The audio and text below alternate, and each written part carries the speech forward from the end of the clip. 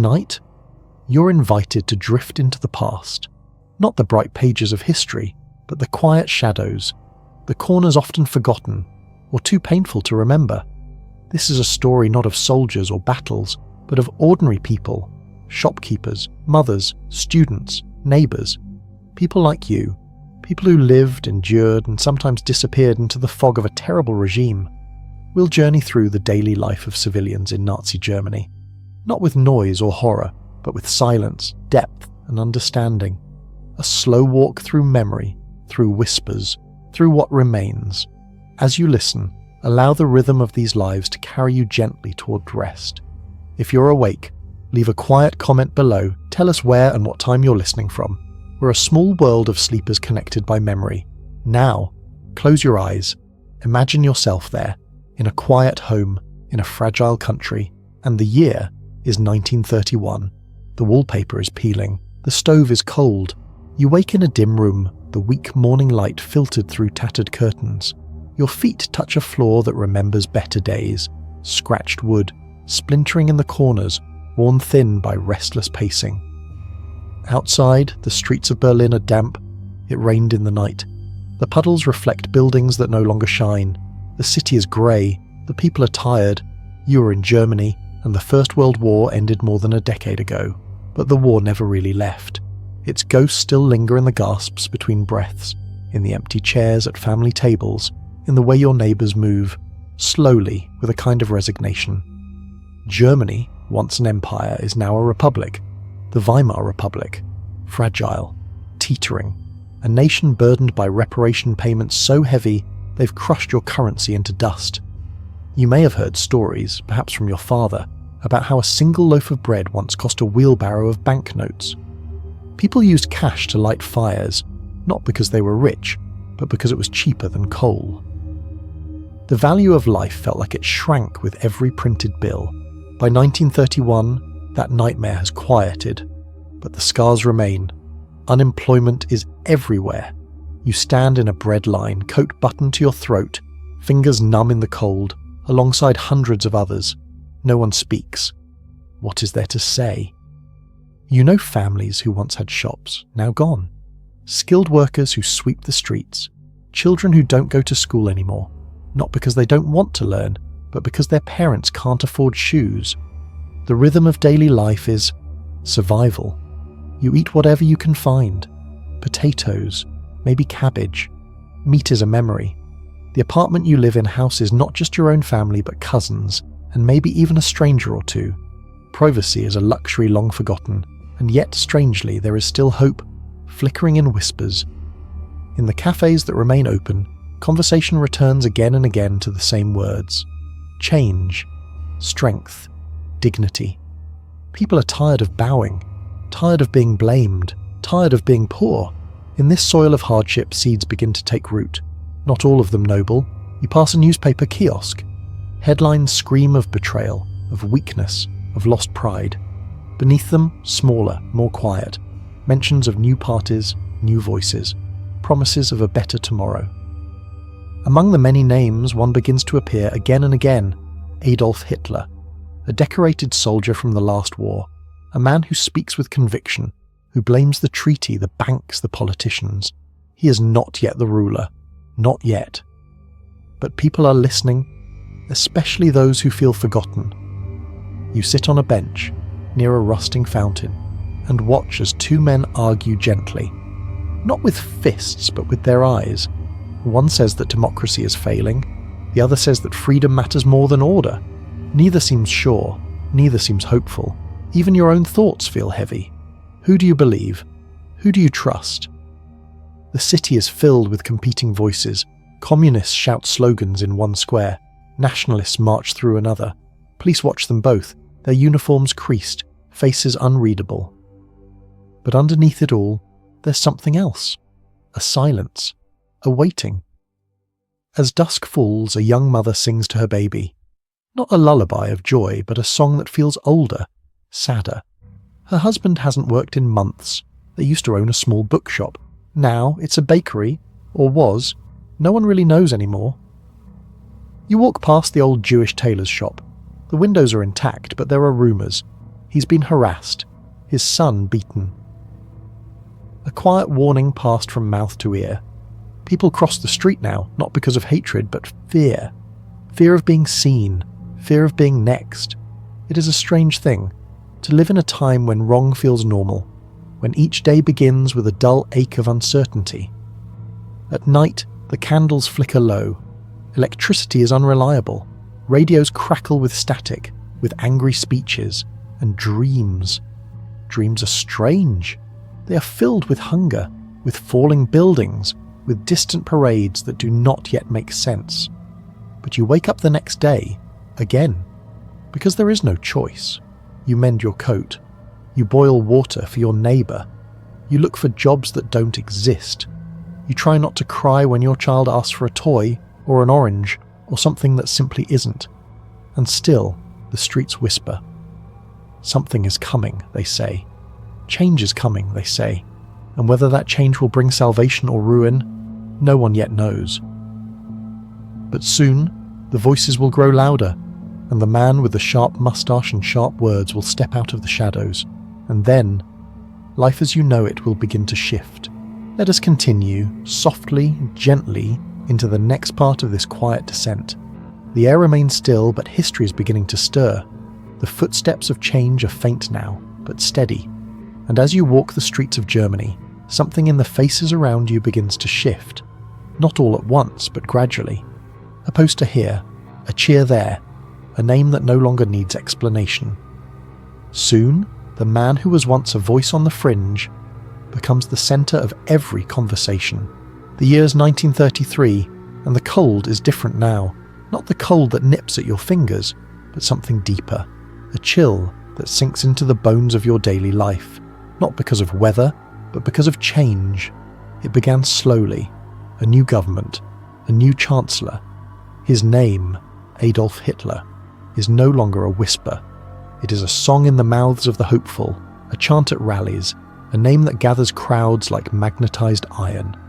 He speaks of unity, of strength, of Germany restored. You hear him on the radio now, his voice sharp, rhythmic, filled with certainties. Words like purity, destiny, traitors, and rebirth. You do not cheer, not yet, but your neighbour does, and the man who sells bread, and the teacher at your child's school. People who once said nothing now wear pins. Brown shirts appear. Flags with strange red and black symbols unfurl from balconies. The swastika, a shape once meaningless, is now everywhere. It flutters in the wind, indifferent to your discomfort. You try to make sense of it all. He promises jobs, and jobs do return. Factories reopen, roads are built. There's pride in the streets again, but with the jobs come rules, expectations, and enemies. One morning you see a woman, an acquaintance from market, tossing books into a pile. She does not look angry. She does not look sad. She looks distant. The fire is large, others join. Pages curl and blacken, lifting into the sky like burnt leaves. Some titles you recognize, some were on your own shelf. No one says why they're burning. Everyone just nods. Degenerate, someone mutters. Dangerous words, another agrees. You begin to wonder what makes a word dangerous, and what if you've said one? Posters begin to bloom on walls like weeds, bold and colourful yet curiously hollow. They show smiling families, farmers with strong hands, blonde children gazing toward the horizon, always gazing, always obedient. The newspapers, once filled with argument, are now aligned, uniform.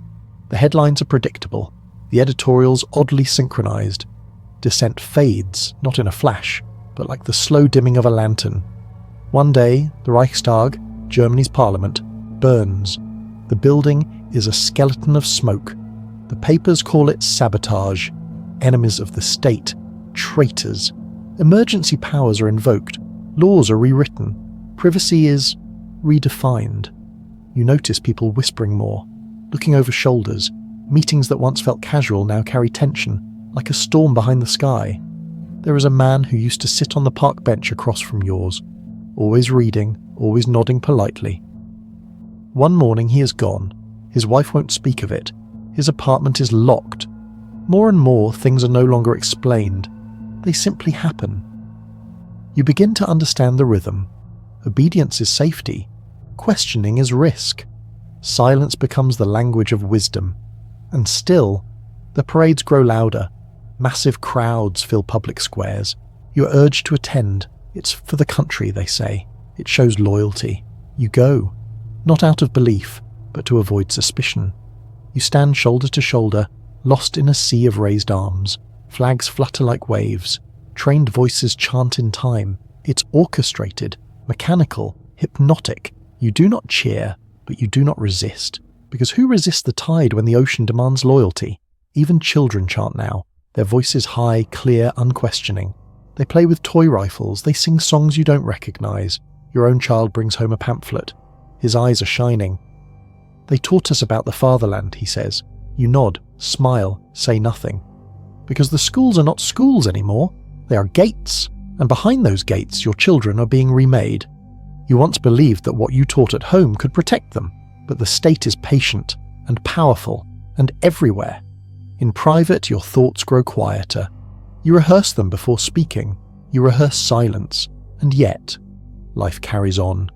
There are still cafes, still parks, still laughter, though it is thinner, still concerts and dinners and markets. But everything now has an edge, like walking barefoot through a darkened room, unsure where the broken glass begins. You've changed too. Your heartbeat is slower now, not calm, resigned. You've learned to navigate the new order, to nod when spoken to smile when required. But you feel it. Everyone does. Beneath the surface of daily life, something darker pulses. It is not chaos. It is control. Order so complete it suffocates. A silence so absolute, even your dreams feel observed. And as the weeks drift on, that silence begins to speak.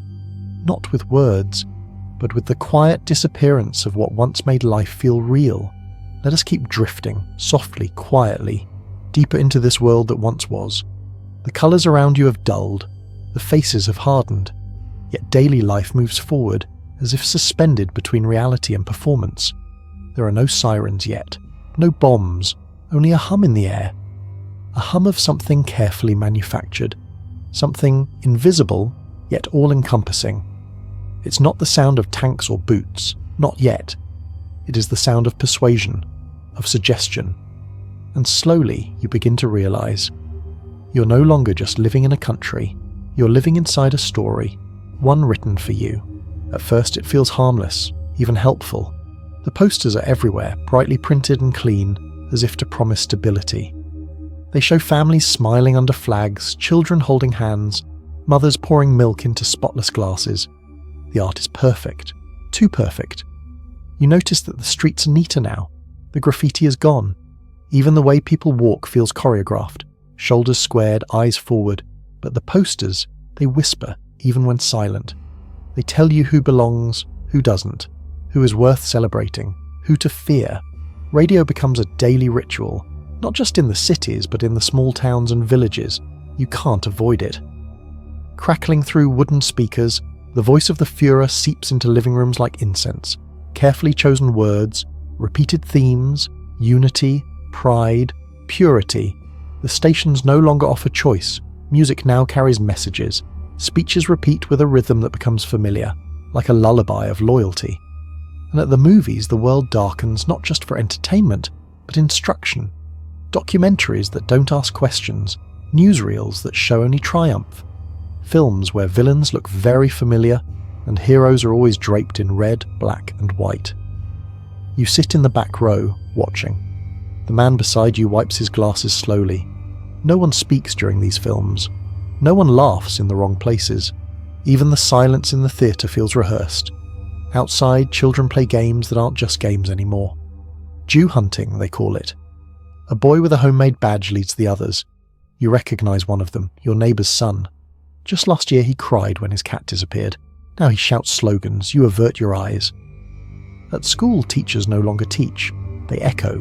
Blackboards are filled with diagrams of races, charts of bloodlines, maps drawn in narrow lines of division.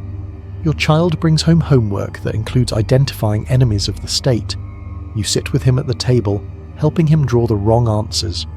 Carefully, so no one suspects you know they're wrong. Even art begins to change.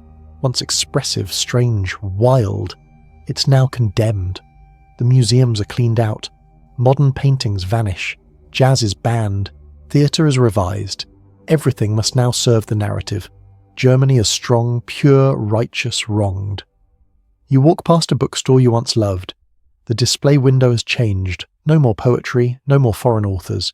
Instead, a single volume dominates, Mein Kampf, stacked in symmetrical rows like bricks in a wall.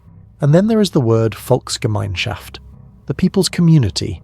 It is spoken often, it sounds warm, inclusive, but its warmth is selective. You begin to notice that being part of this community means accepting that some people don't belong in it. Your Jewish neighbours are no longer greeted. Their names are spoken with caution, if at all. A man you once worked with doesn't return. After an editorial he wrote disappears from the paper. You heard he fled. You also heard he was arrested. The truth no longer matters, only the version printed on page 1. The propaganda doesn't demand that you believe. It simply removes every alternative. Over time, you forget what freedom sounded like, the way voices used to disagree, the way laughter once came from the gut. Now, even when people joke, it's cautious. Laughter ends with glances. Someone is always listening, or might be. That is enough. You begin to repeat things too, not because you believe them, but because it's easier. You find yourself nodding along to phrases, Germany must rise again. We need strength, not weakness. They flow easily now, like worn stones in a pocket. Even your dreams begin to feel scripted. You lie in bed, radio turned off, windows shut tight. And you wonder, not just who you are, but who you're becoming. The state hasn't taken your home. It hasn't taken your bread, not yet, but it has taken your voice, and in its place, it has given you certainty, order, a version of truth repeated until it settles like dust on everything you own. And still, it's not enough, because control breeds paranoia, and where there is control, surveillance is never far behind. We move onward, softly, gently, as the shadows deepen. You still walk the same streets, you still sleep in the same bed, but something in the silence around you has changed. It is no longer just quiet, it is watchful. The walls don't speak, but they remember, and now you begin to understand. It is not only what you say, it is who hears you say it, and sometimes it is who doesn't. It starts with small things. You notice fewer conversations on your street, fewer gatherings at the cafe. A joke that once would have made your neighbours laugh now earns only nervous glances. Someone clears their throat. Someone changes the subject, and the silence stretches, long and uneasy. You begin to notice how people speak in code. Not the clever kind, but the instinctive kind. They say the news when they mean the state. They say the weather's changing when they mean someone has disappeared. At home, you feel safest, but even here the air isn't as private as it once was. You begin to hear stories, whispers passed between friends who are not sure they can be friends anymore. A woman was reported by her cousin. A boy told his teacher that his father criticised the Führer. A letter was opened and never reached its destination. The telephone, once a symbol of modern convenience, now feels like an open ear, one that never blinks, never sleeps. You still speak, but you measure your words like rationed sugar, sweet only when necessary, carefully portioned, never spilled. Even your children begin to say strange things. They told us at school that people who lie about the party are enemies, your daughter says one evening. Her voice is innocent. Her hands are busy drawing a flag. You smile, you nod, you say nothing. But later that night, you tear the old books from the shelf, the ones with dog-eared pages and foreign names. You hide them in a drawer behind old coats, not because you're guilty, but because one day someone might say you are. Across the city, the Gestapo has no uniforms. They walk in plain clothes. They sit in trains behind you, in parks beside you, in offices across from you. You never know who they are. They rarely knock. They appear, at night, quietly. A neighbour hears footsteps, then a door opens, then closes, and by morning the apartment is empty, curtains still drawn, dishes still on the table, and so you learn to speak less, to feel less, to breathe carefully, to wear a face that does not betray your thoughts. The man who once played violin in your building, Herr Kruger, is suddenly gone. You remember his music. It used to drift up the staircase like smoke. One day, the sound stopped. His door is sealed. His name is removed from the postbox. No one speaks of him. No one asks. The fear is not loud. It is slow, gentle. It settles in your chest like a second heartbeat. There are rewards for reporting, not just money, but favor, protection, forgiveness of small sins. And in a world where trust is dangerous, betrayal becomes currency. The mailman never smiles anymore. You're not sure if he's afraid or watching. You once believed your thoughts were your own, but now even thinking feels risky. What if a glance lingers too long? What if a sigh is misheard? Even dreams feel suspect. People still gather, on holidays, at markets, in the small rituals of life, but the joy is measured. There is always someone listening. There is always someone watching. And soon you find yourself doing the same. Not out of cruelty, but out of self-preservation. You listen to others. You memorize their words. You wonder what they would say if asked about you.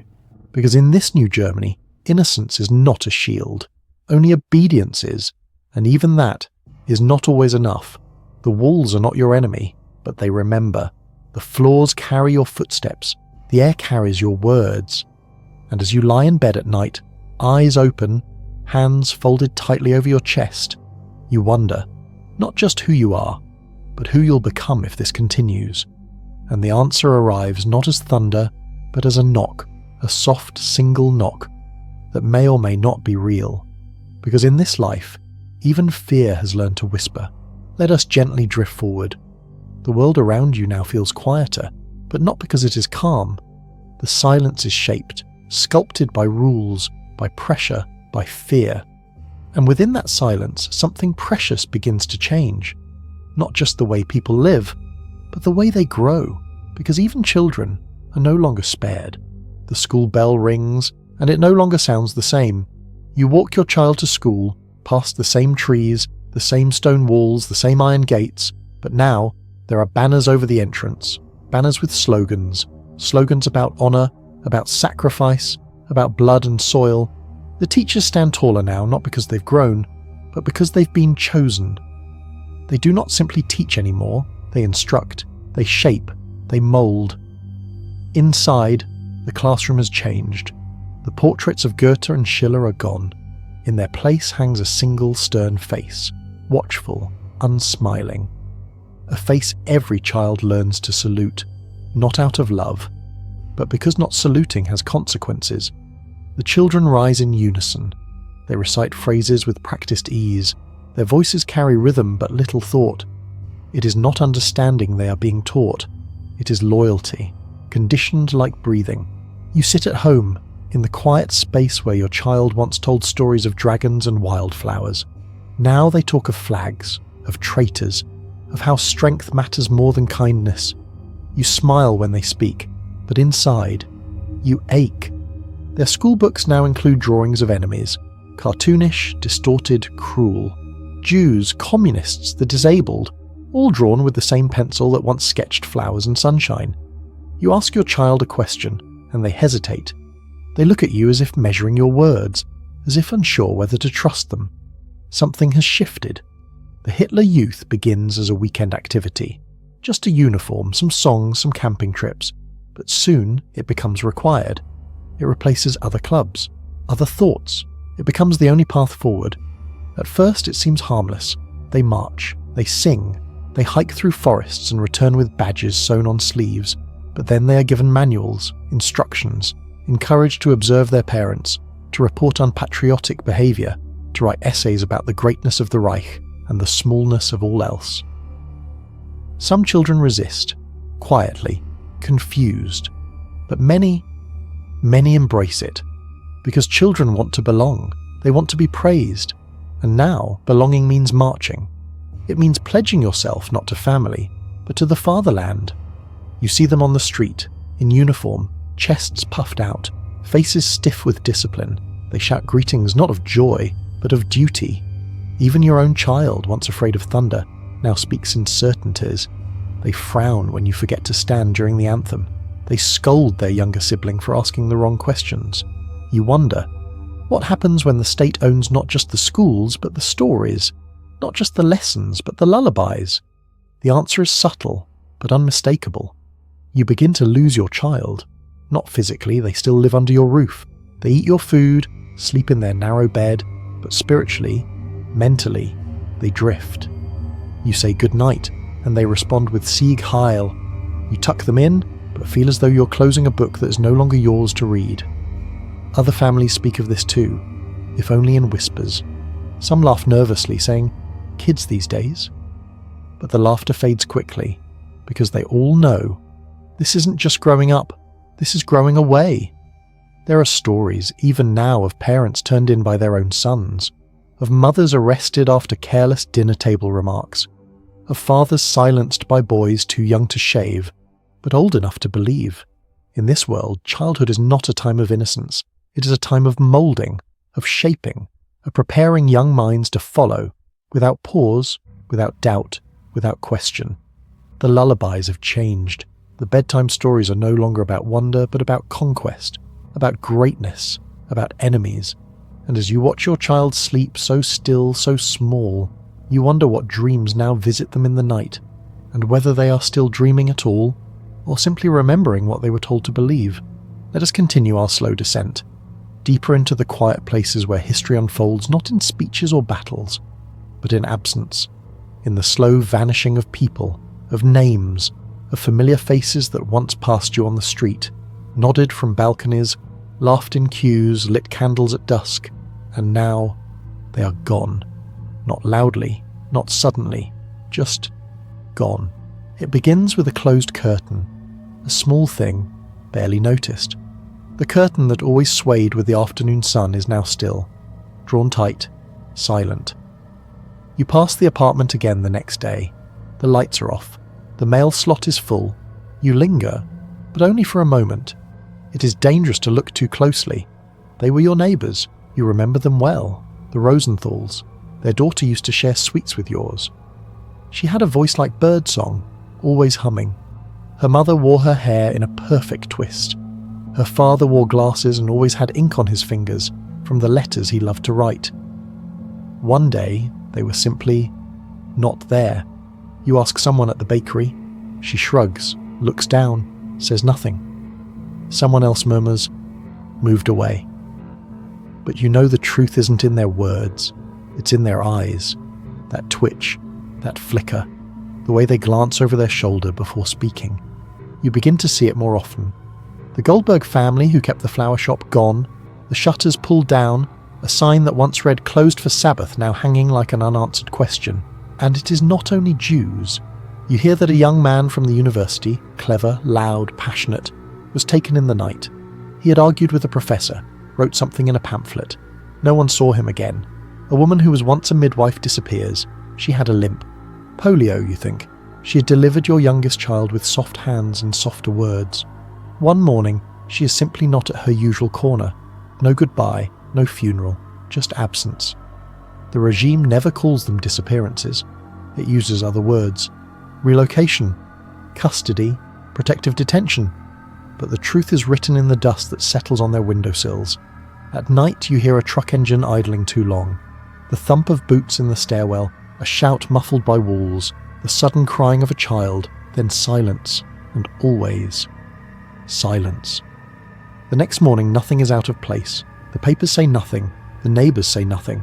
The sky's still grey. You go to the market and the bread is still stale, the milk is still thin. But one more face is missing, and everyone pretends not to notice. You hear whispers of places, Dachau, Buchenwald. The word camp is used, but never clearly defined. It does not sound like the kind of camp where children roast chestnuts by a fire. You know these are not criminals, not in the way you once understood crime. Some are professors, some are artists, some were simply ill or foreign or inconvenient, and others are like you, ordinary, or they were. You begin to wonder about the lists, about how names are chosen. You begin to watch your steps more carefully, to speak less, to avoid questions, and yet you still feel the guilt, not of doing something wrong, but of doing nothing at all. Because what can you do? The trains run at night, not always, but often enough. You hear them sometimes, far in the distance. A low rattle, a mournful whistle. You imagine the windows of the carriages covered in frost perhaps, You imagine the silence inside, or the prayers. There are rumours, many rumours. Some say the people are being moved east, others say they're being put to work. A few, quietly and with pale faces, say worse. But to say it out loud is to risk joining them, so the rumours stay behind closed lips, and yet, the absence becomes unbearable. The neighbourhood is thinner now, not in bodies but in soul. The songs once sung in evening kitchens are quiet. The candlelight behind lace curtains is fewer. The street corner where the old man sold newspapers stands bare. Children ask questions. Where did Sarah go?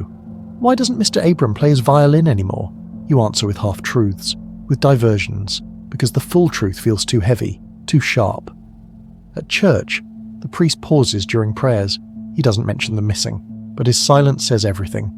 His hands shake when he blesses the bread. In the synagogue down the road there are no services. The windows have been broken. The door stands open, swinging slightly in the breeze, as though even God has been taken. And all around you, the world pretends nothing is wrong. That these people were never here. That their laughter never echoed through courtyards. That their recipes were never shared across fences. That their shoes never left prints beside yours in the snow. But you remember.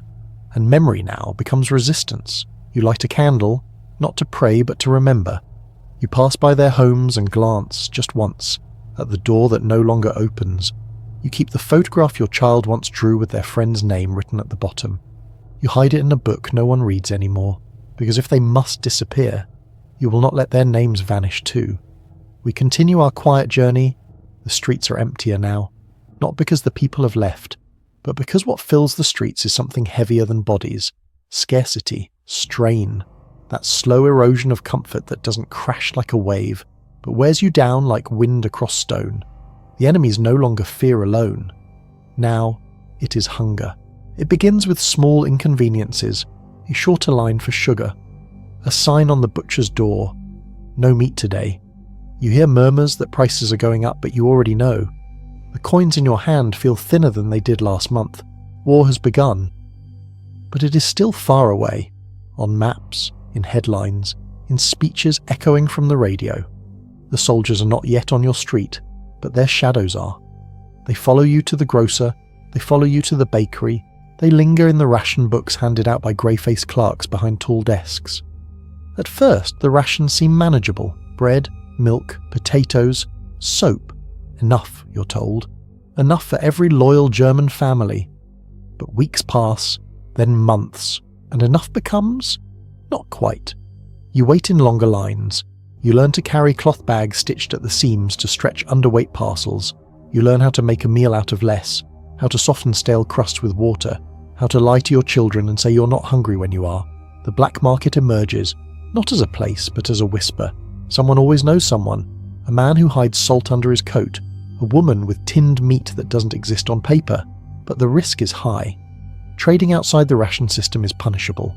Even possession of extra food can bring the police. Still, you take chances. Because hunger has a way of loosening your grasp on fear. You once enjoyed meals. Now you measure them. A pot of watery soup stretches across 3 days. A cup of coffee is mostly chicory. Butter is rare. A luxury passed from hand to hand like contraband. Sugar becomes mythic. Your child asks for sweets, and you offer them a boiled carrot dusted with imagination. The state sends messages often. Sacrifice is strength. Real Germans endure. Posters show smiling mothers stirring pots over tidy stoves. Children with rosy cheeks eating cabbage. But in your kitchen, the pots are scratched. The stove is fickle, and the cabbage is grey and wilted. Winter comes, and with it, another form of rationing. Heat. Coal is reserved for the war effort. You receive just enough to keep one room warm for a few hours a day. The rest of the house grows silent and cold. You wear layers indoors. You sleep with your coat on. Your breath clouds the air before your lips. Frost creeps up the windows like vines. Still, life continues. Somehow. You go to work, if there is work. You try not to think about the people who used to work beside you, the ones who vanished without explanation. You accept your pay, though it buys less. You listen to the radio each evening for announcements, for hope, for silence. Sometimes a neighbour dies. Not from bombing, not from violence, but from illness or weakness, or simply because the body can no longer go on under such weight. Funerals become quick, often unannounced. The living are too busy surviving to mourn the dead properly. Still, in all of this, there are moments. A neighbour shares a pinch of flour, a child finds a frozen apple in the snow, someone passes you a crust of bread with a soft, tired smile. These are the new kindnesses. They feel heavier than gold. You notice your body changing, thinner, weaker, but your mind sharpens. You know every portion, every calorie. You have memorized the weekly ration allowance as though it were scripture. The ration cards themselves feel like lifelines, small rectangular promises that you will eat, that your child will eat. You keep them safe, drier than your own skin, hidden between old papers or sewn into seams. Then the air raids begin. Not every day, not yet, but often enough. And suddenly you're not just rationing food, you're rationing hope, peace, silence. When the sirens begin, you gather your child and run to the basement, or the shelter, or the nearest hollow place that might survive a falling sky. You carry your ration cards with you. Because if the house is gone, if the city is gone, you will still need to eat.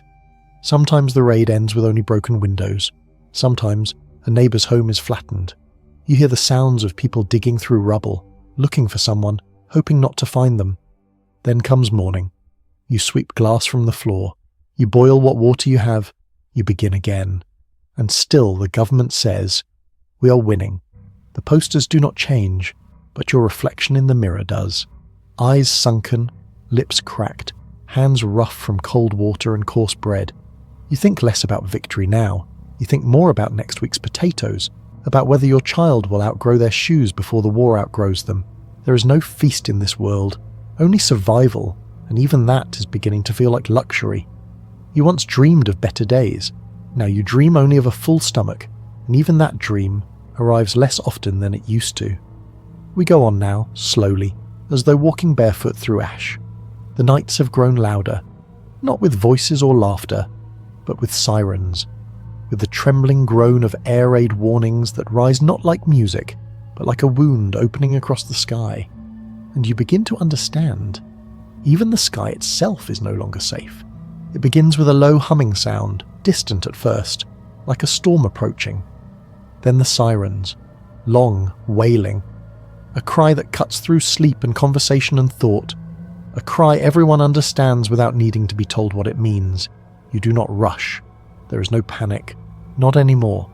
You gather what you can, your coat, your ration book, a blanket if it is winter. You wake your child if they are not already clinging to your arm, and then you go underground. The shelter is a cellar, or a tunnel, or a concrete hole that smells of wet stone and anxious breath. There are others already there, some silent, some praying, some simply waiting. You've learned not to speak. Words are useless here. You wait for the bombs. At first they come far apart. One or two. You feel the ground tremble like something alive beneath the city. The lights flicker, if they're on at all. You hold your child tighter. You think of your home. You think of your neighbours. Then comes the real wave. It begins like thunder and then becomes something worse. A deep, deafening roar that moves through the air like a wall, flattening sound, flattening thought. Dust falls from the ceiling, pipes rattle. Somewhere nearby, glass explodes. Sometimes the lights go out altogether. You sit in blackness, your heart pounding. Someone near you whispers a prayer. Another weeps softly into their hands, then silence. But the silence is not peace. It is waiting. Outside, your city is not as it was. The first time you emerge after a major raid, you don't recognize your own street. Houses that stood for decades are now jagged teeth. Roofs are gone. Walls are half standing. Windows are eyes that have been torn open. You step carefully. The ground is covered with soot and fragments of what used to be lives. Books, dolls, shoes, letters charred and curling like dying leaves. You hear a child calling for their mother. You do not know if she will find her. You pass bodies covered in blankets. You do not look beneath. You do not need to. The air smells of fire and dust and something else, something sharp, metallic. It clings to your coat, your skin, your thoughts. You go to your building, what remains of it. Sometimes you find your home untouched, miraculously preserved among the ruin. Other times it is gone, reduced to bricks, to embers, to memory. You don't cry, not because you are strong, but because there are no tears left. You begin to rebuild, or you move in with strangers. You make new homes inside broken ones. You make stoves out of rusted barrels. You cook in doorways. You sleep beneath blankets patched with cloth from old shirts, old flags, old uniforms. At night, the sirens return. You return to the shelters, and the rhythm begins again. Children no longer flinch at the sound. They simply wake, rise, and go. Their dreams are already filled with fire. They've learned to sleep sitting up or curled against their mothers. Their lullabies are the low drone of planes. The bombing doesn't target soldiers. Not always. Factories, rail stations, hospitals, schools, homes. You hear the word strategic. You do not understand how your grandmother's kitchen became a strategy, but the war does not care, and so the city slowly dies. Its bones crumble, its lungs fill with ash, its skin blackens, and yet the people remain. They salvage bricks and wood. They sweep the streets not for tidiness but to feel useful. They plant gardens in craters. They build stoves from ruins. They find ways to live, not because of hope, but because life continues, even when everything else does not. One morning, you see something strange. A piano, untouched, in the middle of the rubble. No one knows how it survived. Its wood is singed, but its keys gleam in the morning light. A boy touches it, plays a single note, then another, and for a moment, just a moment, there is music. Faint, fragile, but real. Then the sirens return. You gather your child. You do not run, you walk. You descend into the cold ground. You wait for the sky to fall, because this is the rhythm now. Life, broken. Then life again. Then silence, then fire, then dust, then dawn. And still you survive, not because you are strong, but because you have no other choice. Let us return softly into the stillness after the storm. The sky, though quieter now, holds no comfort. The fires have died down, but not the hunger, not the loneliness. The world is quieter only because so much has been taken.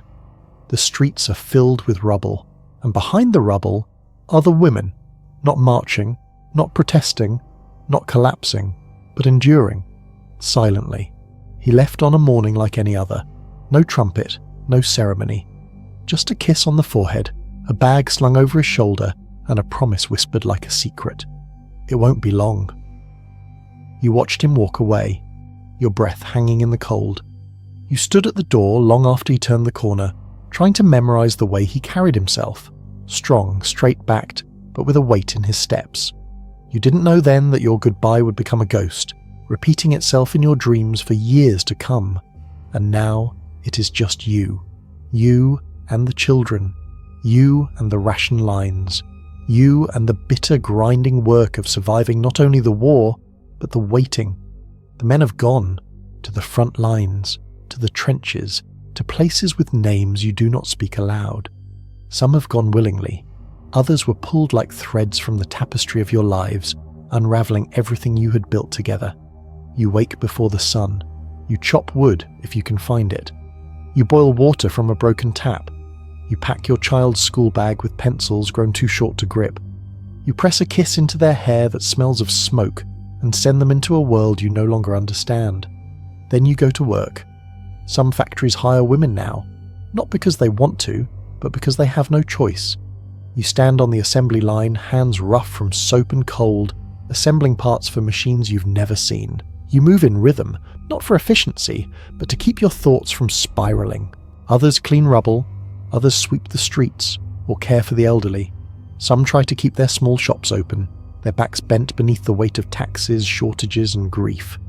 You do what must be done, always, without thanks.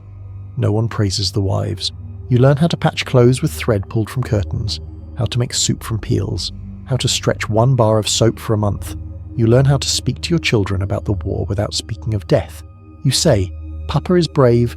You say, he'll be home soon. You say, we're proud. And at night, when they sleep, you bury your face in his old shirt, the one that still smells of tobacco and rain, and you weep. You do not cry in front of them. That is your quiet oath, You carry your pain alone, like so many others. You hear from him, at first, letters smudged with fingerprints and damp with melted snow. He writes of cold, of mud, of comrades lost, but always ends with, "Tell the children I love them." You write back. You write long letters with hopeful lies. "We are well. The garden will grow again. The children are strong." You fold the letter carefully, tuck it into the envelope as though it is a piece of your soul, and walk to the post office. Weeks pass, then months. The letters stop.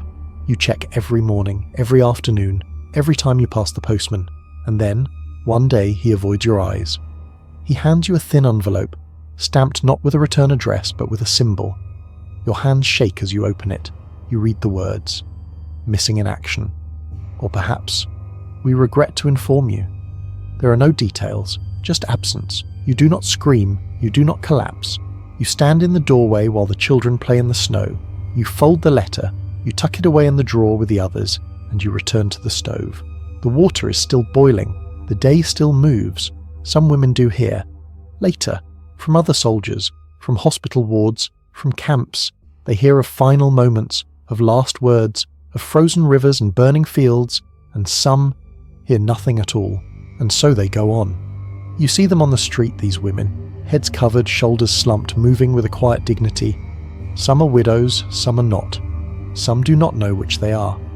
All carry the same expression, not sadness, but weight. A weight that presses but does not crush. A weight that teaches you to wake, to cook, to wash, to comfort. Even when your own soul feels hollow, you're no longer young. The mirror tells you that. Lines have formed beside your mouth, around your eyes, not from age but from the habit of silence. Still, you endure. The world has grown colder, harsher. But inside you, somewhere deeper than hunger, deeper than grief, burns something else. Not hope, not exactly, but resolve. To live, to raise your children, to remember his voice, to keep his place at the table, even if it remains empty. Because in this war, not all casualties wear uniforms. Some wear aprons, some wear worry like a second skin. Some sleep alone every night and wake alone every morning. And still, they carry on, because someone must.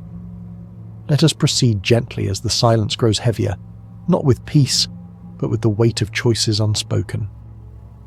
Because survival changes you, not always with wounds or loss or exile. Sometimes it changes you with silence, a silence so constant, so necessary, it becomes part of who you are. There was a time when you believed in clarity. Right was right, wrong was wrong. A thing either was or it wasn't.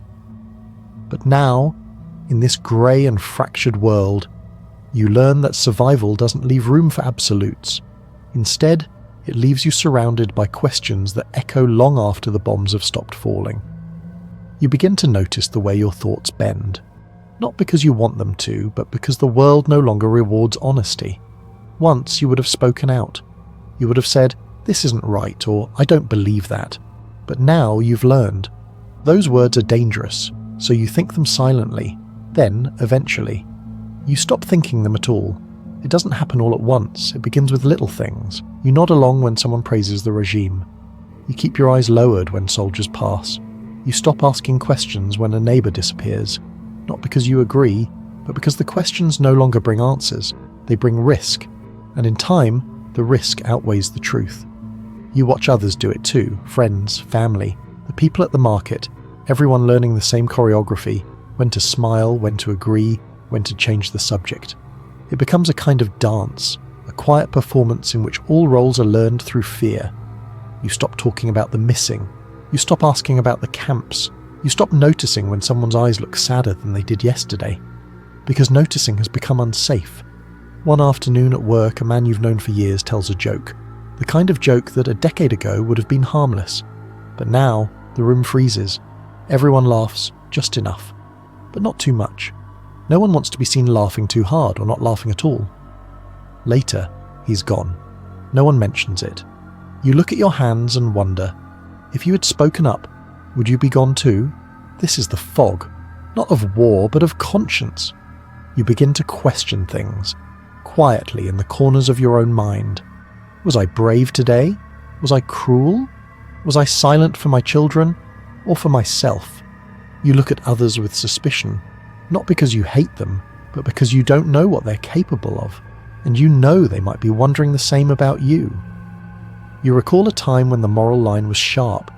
Now it is smeared like ink on a wet page. There are still people who resist.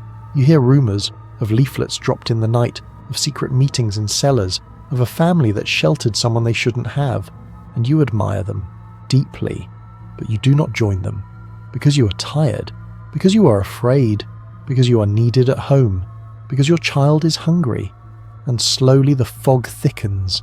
It wraps around your choices until they no longer feel like choices at all, just habits, just what must be done to live. You find yourself saying things you don't mean. You recite the pledges, you wave the flags, you say the names of leaders with the same tone you used for saints and prayers, not because you believe, but because belief is less important than safety. You catch yourself one morning staring at your reflection, asking, "Who am I now?" You no longer know the answer, but there is no time to dwell. The day begins, the shops open, the child must eat, the war continues, and still you live, because living becomes the only thing left, even if, in doing so, you lose pieces of yourself, even if you forget what you once swore you'd never forget. This is not surrender, it is erosion, slow, relentless, quiet, like the fog. Let us continue our journey slowly, softly, through the quiet corridors of fear. You may not see them coming. They don't wear loud colours or march in columns, but they are there, in the shadows, in the footsteps that stop too suddenly behind you, in the knock at the door that comes not during the day, but in the depth of night. There's a stillness in the night that is no longer peaceful. Even the wind seems to hesitate. Even the moon hides behind smoke. Because in this world the dark does not bring rest, it brings danger. You sleep lightly, if at all. Your ears are tuned not to dreams, but to the rhythm of footsteps. A door creaking down the hall, a breath too close to the window, the sudden roar of a car engine idling beneath your apartment. Then comes the knock. Not a polite tap, not a neighbour's request. 3 knocks, sharp, heavy, measured. Everyone knows that knock. You sit up in bed, you don't speak, you listen, you pray they are not here for you. And then the knock comes again, but it's not your door, it's down the hall. You hear voices, calm, authoritative, cold. You hear a woman's cry, muffled by the walls, then boots, then silence. No one speaks of it the next morning. You pass the now empty apartment. The air around it is colder. The mail remains untouched. A child's shoe lies on the stairwell, forgotten. They were taken. You don't know why. No one ever tells you why. The Gestapo does not explain itself. You know their name, though no one says it aloud. The Geheime Staatspolizei, the secret state police. But everyone simply calls them the Gestapo. The ones who listen, the ones who watch, the ones who appear when the wrong word is spoken. They don't wear uniforms like the soldiers. They wear plain clothes. They look like you, like neighbours, like the man beside you on the tram. That's the most terrifying part. They could be anyone. You stop speaking freely in your own home. Even your child's questions seem dangerous now. You rehearse your words before you say them. You check the walls as though they might have ears. You remember stories. A man arrested for a joke. A woman denounced by a jealous neighbour. A teenager taken for listening to foreign music. Denunciation becomes currency. People turn on each other, not always out of malice, but out of fear. Better to accuse than be accused. Sometimes it begins with a letter, anonymous, slipped under a door, delivered through official channels, a single sentence. He speaks ill of the Führer, or she listens to enemy broadcasts, and that's all it takes. Other times, they come without warning. They search your home. You're expected to comply, smile even. You stand aside as they open drawers, lift floorboards, flip through letters, read your private notes as though your thoughts were state property. If they find something, they take you. If they don't, they still might. And there is no appeal, no trial, only silence. People go in, they do not come out. You hear of places, cells in the city, interrogation rooms, trucks that never stop. You hear of camps again, always the camps, and you wonder, what makes you safe? Loyalty? You've been loyal, you've followed every rule. But you begin to understand safety is not something you earn. It is something you borrow, and it can be taken back at any moment. Some try to flee, some vanish before they can be taken, but most stay. Because where would they go? Because running only makes you look guilty, because fear roots you where you stand. The Gestapo does not need to knock on every door. They only need to knock on enough. The fear does the rest. You begin to live not just cautiously but mechanically. You become your own censor. You smile when you must. You look away when you should. You forget what curiosity once felt like. Even your memories feel unsafe now. You walk to the market, you buy bread, you nod at the woman beside you. She nods back. You wonder, does she know? Did she see? Has she spoken to them? But you don't ask, because asking is dangerous. In this world, survival is measured not in courage, but in silence. You do not raise your voice. You do not raise your head. You do not speak unless spoken to. And yet, the fear remains, always. You carry it with you like another ration, a daily allowance of dread, enough to keep you from starving, enough to keep you from speaking, enough to keep you alive.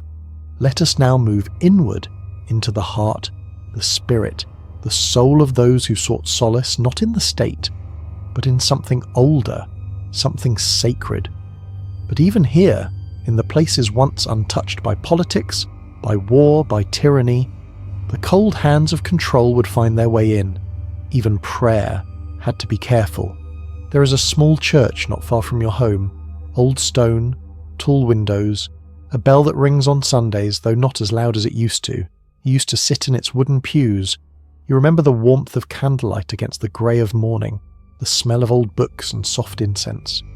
You remember singing, not because you had a good voice, but because everyone did, and that made it beautiful. But now, everything is different. The hymns remain, but they sound smaller. The words remain, but some are missing. The sermons are shorter, quieter, and the pastor chooses his phrases carefully, like stepping around broken glass. You can see the strain in his eyes. Because religion has not been banned, not officially. The churches are not locked. The crosses have not been torn down. But the message must change.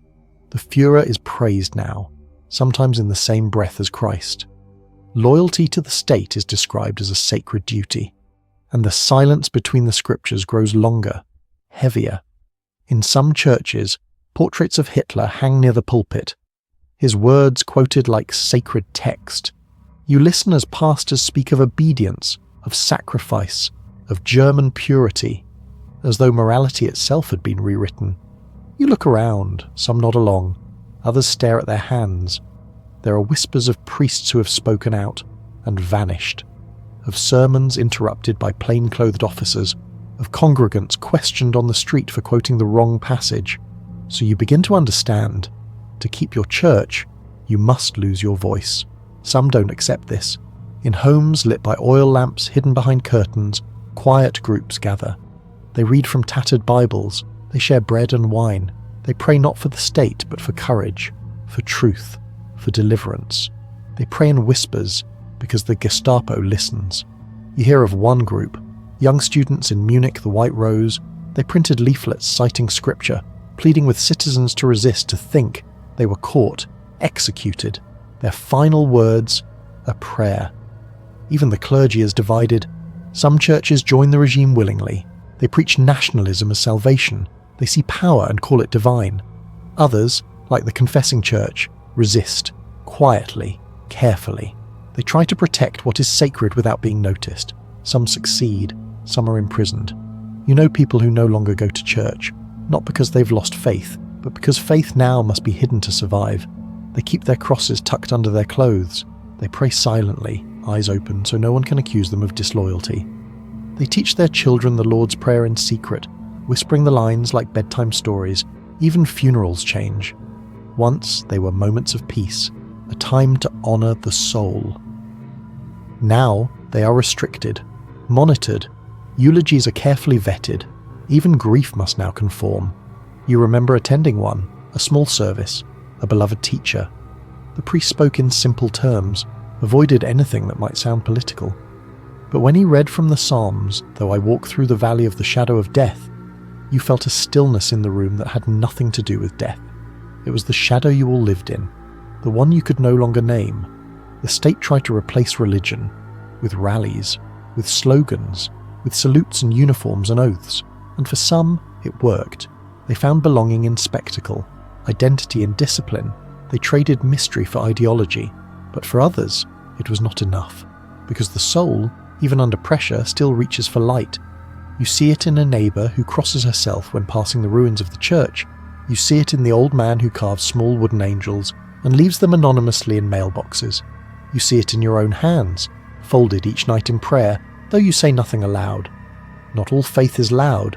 Some of it survives in silence, some of it must, because in this time, a whispered prayer is an act of defiance, a hidden Bible is a weapon, and belief, quiet, unwavering belief, is resistance of the most dangerous kind. We move now into the final years. The war, once a distant thunder, now lives in every breath, every step, every empty shelf and bombed-out building. The front is no longer far away. It is here, in your home, in your city, in your stomach, in your bones. There is a sound you've come to know well. The rattle of empty pans, the soft hush of shoes on cold pavement, the silence of streets once filled with life, now marked by absence. It is no longer a question of whether the war will end, but of whether you will still be here when it does. There are rumours of defeat, of retreat, of victories that are no longer victories. You hear them in hushed voices at the market. You catch them in the way people glance over their shoulders before they speak. But the newspapers still print headlines of strength. The radio still speaks of enemies crumbling. The posters still hang, faded, flapping in the wind, promising triumph while the city slowly collapses. Food, already scarce, becomes nearly myth. You queue for hours for a single potato. You learn to boil grass. You make soup from peels. You trade shoes for bread. You learn to eat less so your children might eat at all. The cold worsens. Coal is gone. Electricity comes and goes. You sleep in all your clothes. Sometimes you light a candle, not for warmth, but for the illusion of it. Bombings continue.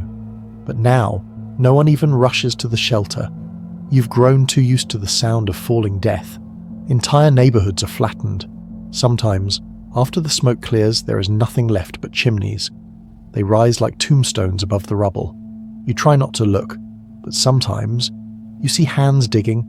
Sometimes you see a doll's arm still clutched by dirt. The trains barely run anymore, but when they do, they carry refugees. Families with nothing, walking from city to city. Children with eyes too old for their age. Some arrive in your town, some die on the road. You take in who you can, if you can. But what do you offer them? Half a crust? A corner of a room? The war has taken everything. And then, death becomes normal. Not death from bombs or bullets, but from cold, from hunger, from the slow erosion of the human body when it's pushed too far. You see a man collapse in the street. No one moves to help him. Not out of cruelty, but because they no longer can. You pass a woman rocking a bundle in her arms. At first you think it's a child asleep. Then you realise she's holding memory, because to let go would make it real. Hospitals are overwhelmed. Doctors work without gloves. Medicines are gone. The dead are buried in mass graves, or not at all. And still, life continues. Children still play when they can. They play war because it's all they know. They build cities from bricks of ruined homes. They mimic sirens with their voices. You wish they wouldn't, but you don't stop them, because play is all they have left. One day, a child finds something in the rubble, a broken medal or a photograph or a shoe still tied. They ask you where it came from. You do not answer. There are no answers now, only days. Each day is a negotiation, with time, with fate, with morality, with hunger. You do not count the days anymore. You count moments of quiet. You count the people still breathing, and you wonder, what will be left of you when this ends? Not just your home, not just your country, but you. Who will you be? What will you tell your children? What will you remember? What will you forget because remembering is too much? You no longer weep. There are no tears left. only breath, and even that feels borrowed, because the war, once fought in fields and trenches and foreign lands, now lives in you. It came home, and you never truly left it. Let us go on now, more slowly, more cautiously. The cities are broken, the fields are bare, and yet life still moves, not freely, but visibly, because among the ruins, among the ration lines and silence are others, strangers, but not distant, not anymore. You first see them at the train station, thin, quiet, eyes down, escorted by guards, dressed in threadbare coats, their faces grey with exhaustion. They do not speak German. Most are too tired to speak at all. You don't know exactly where they came from. Poland, France, Russia, Ukraine, some from as far as Italy or the Balkans, but the exact place doesn't matter now. They are Fremdarbeiter, foreign workers, but that's not the word you hear most often. The others call them slaves behind closed doors, or simply them. They are brought in by the thousands, then by the millions. As the war drains Germany of its able-bodied men, the Reich turns to those it has conquered, not to invite, but to command. They are placed in camps near the edges of towns, often within sight of the factories they are forced to serve, long wooden barracks surrounded by wire, mud paths, pit latrines, one shared stove for hundreds. You pass by the gates on your way to work. Some of them glance up as you go by. Some keep their heads bowed. Some are too sick to move. You do not wave. You do not speak. Not because you hate them, but because you've learned not to be seen caring.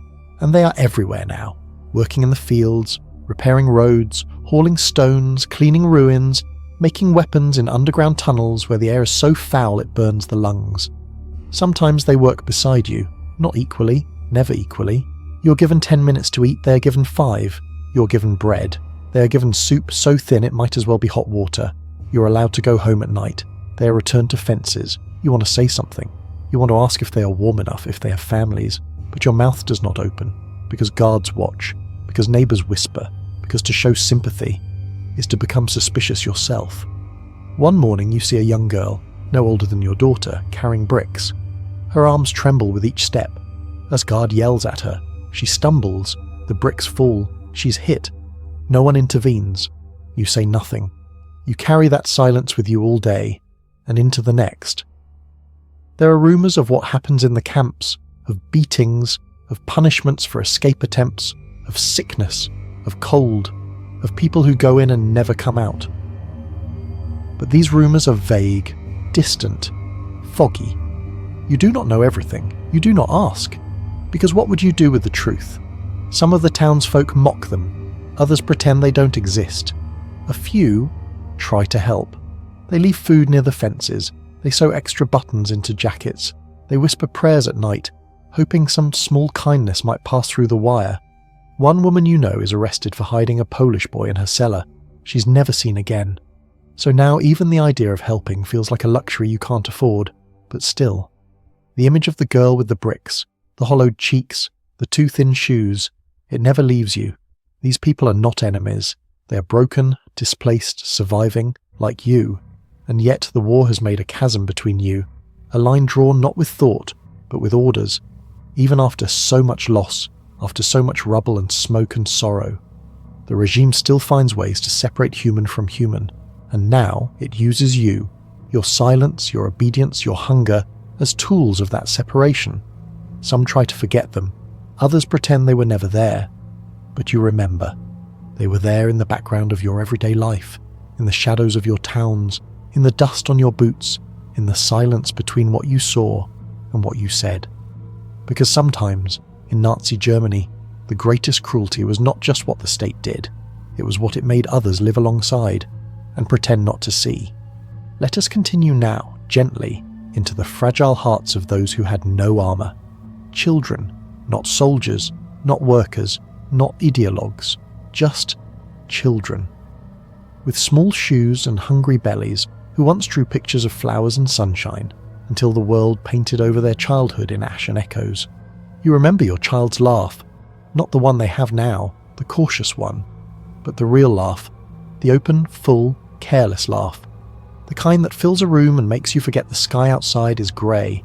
That laugh is rare now, because your child has seen too much. Once you told them stories. Now you ration them like sugar. You choose your words carefully, because bedtime should bring dreams, not questions you cannot answer. They ask anyway. Why did the neighbours leave? Why is the window broken? Why do we hide when the siren comes? You answer what you can. You lie when you must. You say, soon, later, it's nothing, because the truth is too sharp, too old for young ears. But the world does not wait for permission to speak to them. They learn without your help. They learn to tell time by the sound of bombers. They learn to recognize the different whistles of different sirens. They know which corner of the basement stays safest. They know how to run with their shoes half tied. They know what a body looks like when it doesn't move. And worse, they know not to ask. You try to protect them. You do. You shield them from the hunger, taking the smaller portion, skipping your meal so they can have a little more. You patch their clothes until they're more patched than fabric. You tell them the firewood will last even when you know it won't. You teach them to smile when officials pass. You teach them not to speak out loud about what they saw. You teach them to nod, to obey, to blend in. And in doing so, you teach them fear. It's not your fault, but it still happens. You hear them play in the rubble, mimicking soldiers. They argue over who gets to be the good German. They call each other names they've overheard adults say in hatred. They don't understand the weight of these words. Not yet. And still, they carry them. In the schools, things have changed. The lessons are no longer just about reading and numbers. They recite slogans. They raise arms. They wear uniforms. They learn to march before they learn to question. The Hitler Youth becomes more than a club. It becomes a path. The teachers praise those who report unpatriotic speech at home. Some children do, not from malice, from confusion, from wanting to belong. You watch your child come home with polished boots and shining eyes, repeating words they do not yet understand. You smile. Then when they turn away, your heart aches. You wonder if you're losing them, not to death, but to something more invisible, to an idea, to a machine, to a version of the world where hate is normal and questions are punished. Some children disappear too. Jewish children, disabled children, children whose parents are deemed undesirable. They're gone from class one day. Their names are not spoken again. The desks are not reassigned. Just left empty. Your child notices, but they don't ask. They've already learned. Not every absence is supposed to be noticed. Some families keep their children close, hide them, teach them songs from before the war, whisper bedtime stories from older books with gentler endings. Try to preserve a sense of wonder in a world that has none. But it is hard, because how do you teach joy when there is no joy around you? How do you teach safety when the walls tremble at night? You tuck your child into bed, their eyes wide, their body too thin. They ask, will we be okay? And you say yes, because they must sleep, because they must not carry your fear too. But later, in the dark, you wonder what will become of them. If the war ends, if the bombs stop, if the hunger fades, will they remember how to play? Will they still draw flowers, or only tanks? Because something has already been taken from them, not with violence, but with time, with silence, with the slow, steady grind of fear. The world they inherit will not be the one you dreamed for them. And even if the war ends tomorrow, their innocence will not return. It lies buried beneath the rubble, beneath the ashes, beneath everything they should never have had to see. And now, let us walk softly into a space few dared enter. Not a place, but a decision. To resist, not with armies, not with weapons, but with truth, with silence broken, with courage that whispered, then roared, even if only once. It begins quietly. A leaflet folded and dropped into a coat pocket, a phrase scrawled on a bathroom wall, a stolen radio turned low in the dead of night. These are not grand revolts. They are not stormed barricades or bloody uprisings. They are flickers of rebellion, fleeting, fragile, but real. And in a world suffocated by obedience, even the smallest spark feels like thunder. You hear of a man in the post office. He delayed a shipment of anti-Semitic leaflets, claiming a clerical error. No one could prove it, but the leaflets never arrived. A student you once taught distributes banned sermons, carbon copied by hand, each one a risk pressed between pages of a schoolbook. In a village nearby, a baker refuses to use flour reserved for Nazi officials. He bakes with sawdust and ration crumbs, feeding those he isn't supposed to feed. One day, he disappears. Not all who resist mean to. Sometimes it is a sentence said too honestly, a refusal to salute, a refusal to look away, and sometimes it is something more. You remember the name Sophie Scholl, a university student, barely more than a child. She and her brother distributed leaflets, 6 in total, across campuses and towns, denouncing the regime, calling for justice, for peace, for awakening. They called themselves the White Rose. They knew the cost, and they paid it. Execution by guillotine, their words echoing through prison walls. "I pity you for the sake of your souls," Sophie said to her judges. You hear those words repeated, years later, softly, like prayer. Others resisted in secret. Families who hid Jews in cellars, behind false walls, in haylofts and attics, feeding them from their own rations. Priests who refused to preach the party line. Workers who sabotaged machines. Subtle damage no one noticed until the weapons failed. Not all made it. The regime was vigilant, and yet, even so, the resistance never truly stopped. Sometimes it was a single act. Sometimes it was a lifetime of quiet rebellion.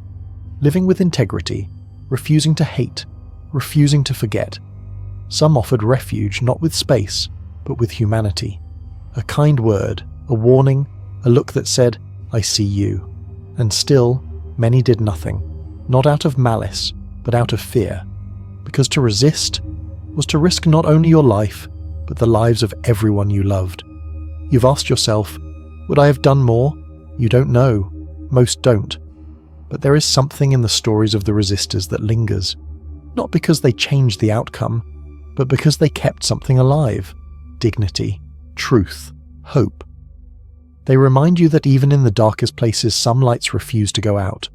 That in a world built on silence, a single voice, even trembling, can make the walls shake.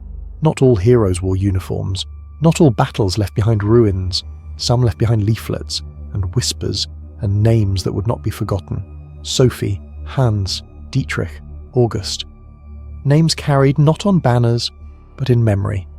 Because what they did was not safe, not glorious, not rewarded, but it was right. And in Nazi Germany, that alone made it revolutionary. Let us continue now into the final unravelling. The illusions have shattered. The mask is gone. What remains is collapse, not swift, not clean, but chaotic. A disintegration not just of government, but of meaning itself. It does not fall all at once. A regime built on terror does not crumble like stone. It rots slowly until even its iron begins to flake. You feel it before you see it. The radio broadcasts grow shorter, then stranger, then silent. The slogans no longer stir emotion. The posters fade in the rain. Something has shifted. The army retreats, town after town, front after front. Uniforms once crisp, now torn, boots muddy, eyes hollow, and then they're gone altogether. You wake up one morning to no orders, no curfew, no sirens, just wind. The silence is unfamiliar. It does not comfort. It unnerves. Because something worse is coming. In the absence of power, there is not peace. There is chaos. With the regime unravelling, old fears give way to new ones. People rush the bakeries, smash windows, steal what little remains. Neighbours who barely made eye contact now scream at each other in the street. No one knows who is in charge. Some shout that the Americans are coming, others say the Soviets, some simply say, someone. But it's not only soldiers you fear now, it's everyone. There are rumours of roving bands of looters, deserters, criminals, desperate survivors, wearing whatever they can find and taking whatever they want. In some towns, homes are burned not by bombs, but by neighbours. Old grudges surface, old silence cracks. You witness a man beaten in the square, not by officials, but by locals. You hear his name spoken like a curse. Someone says, "He denounced my brother." There is no trial, only rage and ash. The streets become dangerous after dark, not because of air raids, but because law no longer exists, and when there is no law, the past comes to collect. You remember the old man who once ran the town hall? He vanishes one night. No one searches. Another woman is dragged out of her home, her head shaved. Someone shouts that she slept with the enemy. A punishment, a shame marking. You don't know if it's true. But in times like these, truth is less important than accusation. You try to stay inside, keep your head down, keep your family close. But inside your walls there is no safety either. There is hunger, there is cold, there is waiting, and above all, there is uncertainty. The sounds that once terrified you, marching boots, knocking fists, blaring sirens, have been replaced by something worse. Silence, the kind that makes you question every sound, every moment, every breath, and through it all, you wonder, what is left of your country, of your people, of yourself? The Reich that promised 1,000 years has not lasted 12. Its banners lie trampled in the mud, its leaders disappear into bunkers and courtrooms and bullet wounds, and the people, ordinary civilians, are left with the wreckage. Not just the physical wreckage, though it is vast, but the wreckage of trust, of dignity, of belief. There is no ceremony to mark the end, just rubble, just smoke, just silence again, and you are still here, alive, but changed. Because when a world collapses, it does not leave survivors, only witnesses, and the burden of memory is heavier than any ration sack. Let us walk quietly now into the most harrowing aftermath, the moment when foreign boots enter familiar rooms, when liberation does not mean safety, and for so many, it means something far worse. It begins with a low, constant thunder, not thunder from the sky, but from the earth itself, tanks, treads, marching feet, a sound that grows louder each day. You know what it means. Everyone knows. The Soviets are coming. You've heard stories, some true, some twisted by fear, but none of them bring comfort, because the Red Army has been fighting a war of revenge, and now their war has brought them here, to you. The leaflets fall first, scattered from planes, promising freedom, warning of consequences. Then the artillery begins. The eastern towns are swallowed first. Buildings collapse. Fires spread without resistance. There is no one left to defend the cities. The Wehrmacht has either fled or surrendered. You remember the first time you see them. The Red Army. Not in parade formations. Not with polished boots or glinting medals. They are covered in mud, hardened by suffering, eyes sharp and unsmiling, and behind them, the fear spreads faster than their boots. The civilians, your neighbours, your friends, even your own family do not greet them as liberators. They hide, especially the women, because liberation has come, but not gently. You hear the whispers first, then the cries, then the silence, assaults, looting, punishments without trial.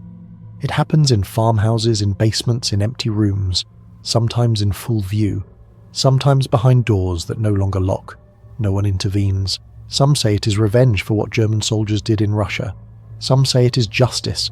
Some say nothing at all.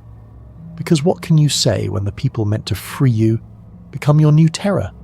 Women disguise themselves, cut their hair, blacken their faces with soot, hide in attics, under floorboards, behind stacks of firewood. Some do not escape. You hear of entire buildings occupied, everything taken, food, cloth, dignity. A neighbour's daughter never speaks again. Another never stops trembling. There are men who resist. But what can one man do against an army? The Red soldiers don't just take revenge. They take what they want, and what they want is everything. Not all are brutal. Some pass quietly, looking away. Some offer cigarettes, even a nod of sympathy. But the fear remains, because you cannot know which one will knock on your door, and there is no one left to stop them. Some families flee west, on foot, dragging carts, holding their children close. You see thousands like you on the road, moving without a destination, because anywhere must be better than here. But there is no safety there either. Bombs still fall, borders close, lines of division harden, Germany is being cut apart. You stand in the centre of your town, what remains of it, and you watch red flags rise over rooftops that once flew black and white. There is no celebration, only dust and dread, and the knowledge that nothing will ever be yours again. Because this is what war leaves behind. Not just graves, not just ruins, but the echo of footsteps in hallways that no longer belong to you. The sharp knock of a stranger at your door. The knowledge that even after the tyranny you knew has ended, something darker may still be waiting, and so you remain, not free, not imprisoned, but suspended, between one nightmare and the next. Yes, let us continue, though slowly now as the dust settles and the smoke fades into memory. The war is over, but peace. Peace does not come easily. It is not parades. It is not victory. It is reflection. Painful, quiet, like waking up after a terrible dream and finding the world still broken. It is over. That is what they say. The leaflets, the announcements, the broadcasts from foreign voices. The Reich has fallen. The Führer is dead. The war has ended. And yet, when you look outside, it does not feel like an ending. It feels like a pause, a hush, a long, deep breath that no one knows how to release. The rubble remains, the hunger continues, the silence grows louder. But now comes something more difficult than fear. Memory. The world begins to ask questions, and for the first time, you are forced to look at what happened. Not just what was done to you, but what was done around you, what you saw, what you ignored, what you allowed. You're told there will be trials, that justice will come, but justice is not clean, it is not swift, it does not fit into neat categories of guilt and innocence. Because in your town, there is a woman who baked bread for the SS, a man who drove a truck to the local camp, a teacher who taught that certain children were less. Are they guilty? What about you? You remember the silence you kept, the nods you gave, the times you looked away. You tell yourself you were afraid, and you were, but still, you wonder, could I have done more? There are denials. Some say they didn't know. Others say they were forced. Many say nothing at all. There are whispers of mass graves, of camps with towers and fences, of things done behind those fences that you never saw, but maybe suspected. You hear of places like Dachau, Auschwitz, Buchenwald. You see the pictures in foreign newspapers, piles of bones, ash-grey corpses, eyes frozen in suffering. And you cannot look, but you cannot not look, because this is your country. These were your streets, your neighbours, your leaders, and now your guilt. Not just personal, but collective. A weight not assigned, but inherited. You watch as some are arrested, former officials, party leaders, some disappear into courts, others into exile, but most civilians remain. Because what would it mean to punish everyone? And yet, you know that many bear responsibility, even if it was only through silence. You remember a Jewish friend from school. You hadn't seen her in years. One day, her family vanished. You never asked where they went. Now you wonder. Now you ache. Some people confess, not publicly, not loudly, but in quiet moments. A father tells his son, "I was afraid." A wife tells her sister, "I believed it until I didn't." A pastor weeps at his pulpit, but others retreat into denial. They speak of good intentions, of ignorance, of patriotism. Some even long for the past, choosing the comfort of belief over the pain of truth. You realize that peace will not come with treaties. It must be built, stone by stone, word by word, truth by truth. And that begins with the mirror, with seeing yourself, not as a victim of history, but as part of it. You walk the streets now, seeing them differently. This shop was once owned by a Jewish family. This house used to fly the swastika. This road was once lined with banners and salutes. Now, only quiet. Now, only the long work of remembering. Because forgetting is easy, but remembering, that is the only thing that might keep it from happening again. And so you remember, even when it hurts, even when it shames, even when it costs you the comfort of your past. Because some truths must never fade, and some wounds must never be hidden. Yes, let us gently move now into the quiet echoes left behind, the lasting shadows that stretch beyond the war's end, whispering stories that still live in hearts and memories. Years pass, seasons change, new generations grow up unaware of the silence that once blanketed their streets. But for those who lived it, the past is never truly past. It lingers in the faces of the old, in the hesitant footsteps on cracked sidewalks, in the careful choice of words when history is spoken of. You might think that time would soften the pain, but it does not. It crystallizes it. The memories remain sharp, sometimes buried, sometimes surfacing like stones in a river. You find yourself walking through your hometown, now rebuilt, or maybe not. Some buildings restored to their former glory, others left as hollow shells, a reminder. You pass a memorial, names etched in stone, candles flickering in the breeze. The stories of those who vanished, who suffered, who resisted, are told quietly now, in classrooms, in museums, in whispered conversations between strangers who share the same unspoken understanding. And yet, there is a weight, because the history you carry is not just about dates or battles. It is about choices, about humanity, about what it means to live when the world turns dark. You remember the faces of those you lost, neighbours who disappeared without a word, children who never grew up, friends who vanished in silence.